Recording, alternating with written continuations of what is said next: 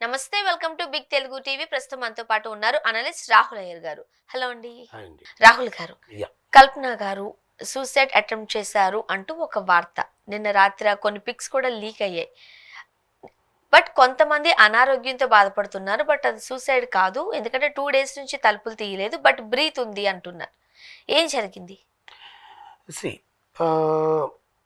కల్పన అనే పేరు మనం సింగింగ్ సింగర్స్‌లో ప్రముఖ గాయని మనులలో చిత్ర గారి తర్వాత పెద్దగా పేరు పొందకపోయినా కూడా ఆమె గొంతు అంటే చాలా మందికి ఇష్టం.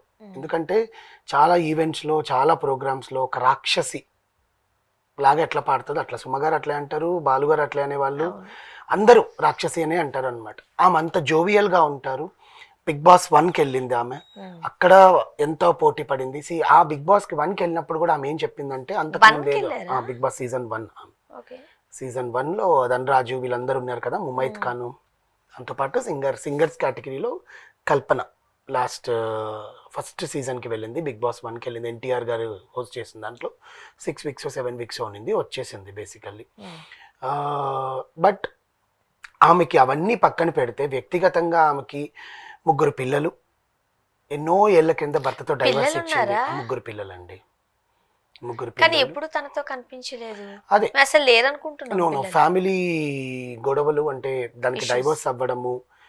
స్టార్టింగ్లో కల్పన గారు చాలా లావుగా బొద్దుగా, ఒక Tamil, she's from basically Malayali and Tamil based family నుంచి వచ్చారనమాట ఆమె అప్పట్లోనే అంటే సంగీతంలో పిహెచ్డి చేసేంత వరకు నేను నిద్రపోను అన్నట్టుగా ఆమె కౌసల్య గారు ఒకరు, ఇద్దరు అంత దిట్టగా ఉండేవాళ్ళు.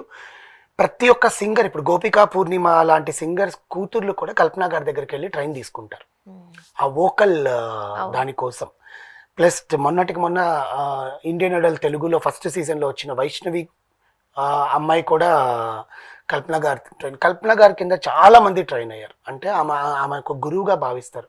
అలాంటిది ఈరోజు ఒక దీనమైన స్థితిలో హాస్పిటల్లో పడున్నది వెంటిలేటర్ మీద అని ఎంతమంది ఇన్స్టాగ్రామ్లో, ట్విట్టర్లో ఆమె వాళ్ళ ప్రేయర్స్లో ఆమెను ఉంచుకుంటున్నారంటే ఆమె అంత మంచి మనిషి ఇంకెక్కడా లేదండి. ఆవిడ చాలా మంచి ఆవిడ అంటారు. అండ్ మ్యూజిక్లో కూడా ఫినాన్షియల్గా ఆమెకి ఏం స్ట్రగుల్స్ లేవు. స్వరాభిషేకంలో వస్తారు. ఒకవేళ అదేమీ కాకపోయినా సంగీతం పాఠాలు చెప్పుకున్నా మంచిగా తన సస్టైన్ కాగలరు. అంటే ఇప్పుడు లేవు, ఒకప్పుడు తనకి భర్త నుంచి డివోర్స్ అయ్యాక షీ గాట్ ఫినాన్షియల్ స్ట్రగుల్స్. పిల్లల్ని చూసుకోలేక అప్పుడు నేను చచ్చిపోవాలనుకున్నాను, కానీ చిత్రమ్మ గారు నాకు ధైర్యం ఇచ్చారు. ఆ ధైర్యంతోనే నేను ముందుకు సాగాను. ఎవరో ఒకరి లైఫ్లో ఏదో ఒకటి జరుగుతుందండి, జరగకుండా అయితే ఉండదు. దాని నుంచి మూవ్ ఆన్ అవ్వడం అనేది ద బెస్ట్ ఫేజ్. ఆ మూవ్ ఆన్ అవ్వకుండా ఉండే వాళ్ళు ఇప్పటికీ ఉన్నారు. 100లో 90% మూవ్ ఆన్ అవ్వలేరు. 10% మూవ్ ఆన్ అయ్యి వాళ్ళ స్టేటస్ని పెంచుకుంటారు. మూవ్ ఆన్ అవ్వడం ఇన్ ద సెన్స్ దాని నుంచి బయటికి రావడం కాదు, మనల్ని మనం ఎలా నిలబెట్టుకున్నాం అనేది ఇంపార్టెంట్. అలాంటిది ఎన్నో ఏళ్ల క్రింద భర్తతో డైవర్స్ అయిన తర్వాత ఆమెని ఇప్పుడు ఎన్ని షోస్లో ఆమె కల్పన గారు అండి. అసలు ఈటీవీ 20 years దాంట్లో కల్పన గారు పాడిన ఏకధాటిగా శివుని సాంగ్ ఏదో ఒక బ్రెత్లెస్ సాంగ్ పాడింది. మినిమం దాంట్లో 180 lines ఎన్నో లైన్స్ ఉంటాయి. దాన్ని ఆమె ఎంత ఏకధాటిగా పాడింది. బాలసుబ్రహ్మణ్యం గారే లేచి అసలు మాటల రాక్షసివి నువ్వు, పాటల రాక్షసి అని తిప్పుతారనమాట ఆయన. That to she know how to sing. అలాంటి ఆమె హైదరాబాద్లో నివాసం అందరు చెన్నైలో ఉంటారు అనుకుంటారు కల్పన గారు. ఫస్ట్ టైం ఈ న్యూస్ బయటపడ్డాక హైదరాబాద్లో ఆమె నిజాంపేటలో ఒక అపార్ట్మెంట్లో ఉంటుందని మనకు తెలిసింది. కానీ చుట్టుపక్కల వాళ్ళు ఏం చెప్తున్నారంటే ఆమె భర్త మలయాళీ అండి, ప్రసాద్ గారు. ఆమె ఎప్పుడు ఇక్కడ ఉండరు వాళ్ళు, బేసికల్గా ఎప్పుడో నెలకి ఒక 4-5 చూసినప్పుడు అది ఇండిపెండెంట్ హౌస్ డూప్లెక్స్ లాగా ఉంది కదా. ఇట్స్ డూప్లెక్స్ విల్లాస్ అండి. ఇట్స్ డూప్లెక్స్ విల్లాస్, దాంట్లో ఉంటున్నారు ఆమె. బాగానే ఉంది. యాక్చువల్లీ ఏంటంటే 2 days నుంచి ఆమె తలుపు తెరవట్లేదు. వాళ్ళ భర్త లేరంట, యాక్చువల్గా చెన్నైలో ఉన్నారంట. ఆమె 2 days నుంచి, అంటే ఇంట్లో ఎవ్వరు లేరా, పిల్లలు ఏమయ్యారు, పిల్లలు ఇప్పుడు అమ్మాయి డివోర్స్ సెకండ్ మ్యారేజ్ చేసుకున్నారా? ఇప్పుడు డివోర్స్ అయితే వాళ్ళ హస్బెండ్ ఎందుకుంటారు? ఇప్పుడు ఆమె వ్యక్తిగత విషయాలు ఏ ఇంటర్వ్యూస్ తీసుకోలేదు. అది చాలా దురదృష్టకరం. ఎవరెవరినో పిలిచి ఇంటర్వ్యూలు చేస్తున్నారు, కానీ జనరల్లీ లేదు ఇస్తారు, పిలవాలి కదా. పిలవకుండా ఎందుకు ఇవ్వరు? సునీత గారు ఇవ్వలేదా? కౌశల్య గారు ఇవ్వలేదా? ఇప్పుడు ఒక సింగర్ని మనం గుర్తించి ఇవ్వాలి పిలిచి, ఇప్పుడు పెద్ద పెద్ద ఛానల్స్ వాళ్ళు పిలిచి ఆ డిబేట్లకి అంతా పిలుస్తారు వాళ్ళని ఉన్నప్పుడు, కల్పన గారికి ఎందుకు ఇవ్వలేదు? కల్పన గారు తన జీవితం గురించి చెప్పింది కూడా ఒక రియాలిటీ షోలోనే కదా, అవును బిగ్ బాస్ లో కాదు. అవును దానికి ముందు సునీత గారితో ఒక షో ఉంటే ఆ సునీత గారి షోలో చెప్పింది Kalpana and Sunitha are best friends actually, దాంట్లో చెప్పింది. సో తర్వాత ఆమె సెకండ్ మ్యారేజ్ చేసుకున్నారా, వాళ్ళ పిల్లలు ఏమయ్యారు, వాళ్ళ అమ్మగారితో ఉండేవాళ్ళంట ఆమె. వాళ్ళ అమ్మగారు అయ్యో బిగ్ బాస్ 1లో తన కొడుకు కాల్ చేశాడని చెప్పి ఎంత ఏడ్చిందండి బిడ్డ కోసం. So she has all the పాప కాల్ చేసిందని చాలా బాగా ఏడ్చింది ఆమె ఆ రోజు. సో ఇవన్నీ ఇంకా గుర్తున్నాయి జనాలకి. కానీ ఆమెకి ఇప్పుడు సెకండ్ హస్బెండా లేకపోతే ఫస్ట్ హస్బెండ్తో మళ్ళీ ప్యాచప్ అయ్యారా అనేది ఎవరికి తెలియనప్పుడు మనం మాట్లాడుకోవడానికి లేదు. బట్ హస్బెండ్ అనే అతన్ని పోలీసులు అదుపులోకి తీసుకొని విచారణ చేస్తున్నారు అనమాట.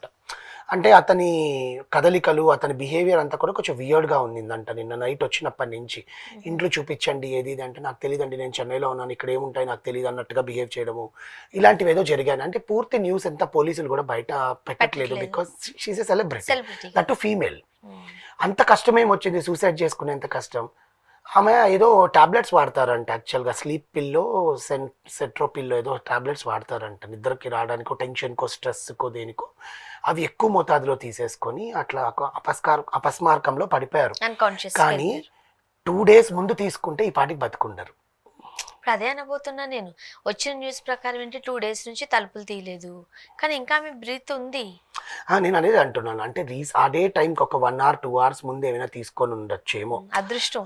ఎందుకంటే 2 days ముందు ఆమె కొంచెం డిప్రెషన్లో ఉన్నారు. లేకపోతే ఇంకేం ఏం ఏం కలత చెందిందో. ఎందుకంటే కొంతమంది 4 గోడల మధ్యనే సాల్వ్ చేయాలి కదా, అంతే కదండి. దేవుడు అది లేకపోతే ఆమె యాక్చువల్గా జీసస్ ని చాలా నమ్ముతుంది బేసికల్లీ.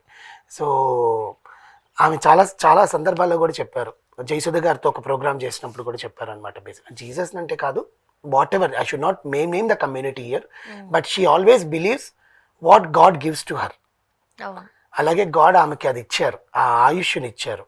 సో లేకపోతే 2 days ఆగిన వాళ్ళు ఇంకొద్దిసేపు ఆగితే చాలా భయంకరమైన సిచ్యువేషన్. ఈ పాటికి హాస్పిటల్లో చికిత్స పొందుతున్న కల్పన కన్నా కూడా కల్పన గారు లేరు అనే వార్త వినాల్సి వచ్చేది మనకు.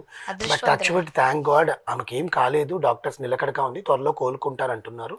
ఆమె మాట్లాడారంట, బట్ కాన్షియస్ లోకి అయితే వచ్చారు అని చెప్పారు.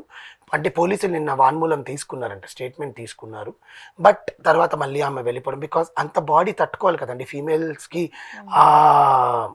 దాన్ని ఏమంటారు, ఆ రోగ నిరోధక శక్తి అనేది కొంచెం తక్కువ ఉంటుంది. అదే కాకపోయినా ఒకవేళ నిజంగానే వద్దు అనుకుని అదేదైనా కొంచెం పిచ్చి పని చేసి ఉంటే అరే ఇదంతా ఏం కాదు, ఒకలాంటి ట్రోమాలోకి వెళ్తారు. సో వెంటనే స్పందించాలన్నా స్పందించలేరు, కొంచెం టైం పడుతుంది. God has given her life again. పాపం సునీత గారు, కృష్ణ గారు అండ్ సింగర్ కృష్ణ అండ్ మన గీతా మాధురి, కారుణ్య హుటాహుటిన హాస్పిటల్కి వెళ్ళి దగ్గరుండి, సునీత అయితే పాపం కళ్ళలో నీళ్ళు పెట్టేసుకున్నారు చూడంగానే.